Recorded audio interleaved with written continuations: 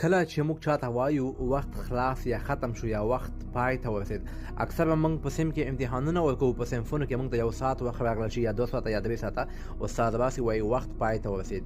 دغه جمله موږ چې چاته وایو داسې وایو، دا اصطلاح هم ده، وایي die Zeit ist die Zeit ist وخت پای ته ورسید. تاسو هر چاته دا ویلی شئ.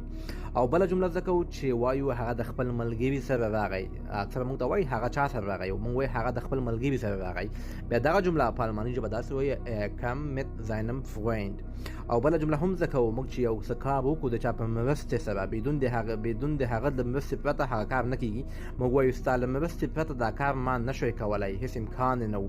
دغه جمله په الماني ژبه داسې وایو ohne deine Hilfe hatte ich das nicht geschafft.